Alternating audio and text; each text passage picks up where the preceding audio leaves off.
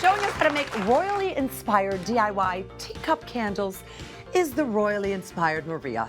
I feel very fancy. do my wave The to wave. everybody. Yes, I'm so excited for all of the movies coming this weekend, especially Fiona's Royally Ever After. And that inspired me to do these teacups because we're going to be watching all these movies, and you can really set these out and during this weekend and set the mood They're and so have some beautiful lighting. And it's a way to repurpose some vintage teacups if you have them, and I bet great you for have parties too. That's true. I bet you have quite a few. I do, and I'm so excited to be learning how to make these because I have bought these for my mom, and now I can actually make them. You for actually her. bought them like this in teacups? I did. I have bought teacup candles, wow. and I love them so much. And I bet you now. they weren't cheap. Exactly, and we're going to show you how to make them so For you pennies. can Exactly. Exactly. If you buy a big thing of wax, you can make a bunch. Yeah? Yes. So what do we need besides our beautiful teacups? The beautiful teacups, like you said, Deb, and then we have our wax, and this I'm using a soy wax, just a white one for this. And then if you want to color it at all, you can actually add like some crayons, or you could get wax that comes in different colors as well. Crayons. It's wax. I would have thought food coloring, no? And there are dyes that you can get, or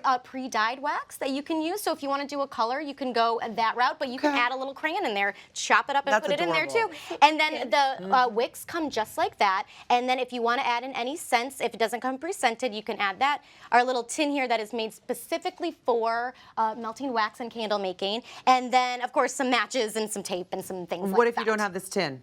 So if you don't have this tin, you can actually use, you know, the Pyrex things that it's like a Yes, glass? of course. Something that's going to be really heat safe because you're going to see I'm putting it in like boiling water. Okay. So something that's not going to shatter with that.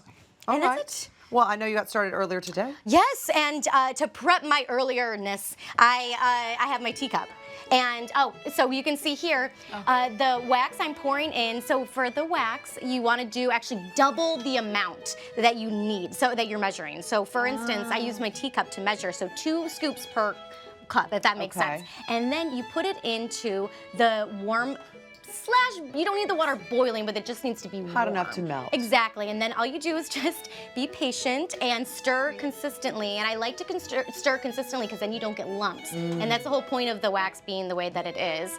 And then pouring it into the cups, just like here. And if your cups, for instance, if it's cold out, you want to make sure that you have maybe put the cups in like some warm water or something, make sure they're completely dry, so there's not like a big temperature shatter. I love that music. I know. Does it make you Can feel that just fancy? follow us around all day? That's so lovely. And how long did it take to melt? Oh, not very long. Like Okay. just a few minutes. It seems so simple. It's very simple, and as you saw there, I already had the wicks in the cup, so I'm going to show you how to do that. So we have our cup right here, and I just used some hot glue and put it on the bottom, and then put that on the bottom of the cup. And then the reason I do that is because it helps it stay up, but just to secure it, you can use popsicle sticks, or you could use just the kebab skewers. How long do you leave those there?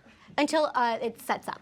So you can see, so what this does is it keeps the wick in place. And then as you saw when it melted, right before I poured it in, that is when I would add in any of the fragrance that if you want to do that. You don't want the wax to be extremely hot. You just want it to melt. Because it could also crack. It could crack, and then if you add in the oils, if it's over 185 degrees, you're kind of losing any of the oils that you're sending, or that you're putting in.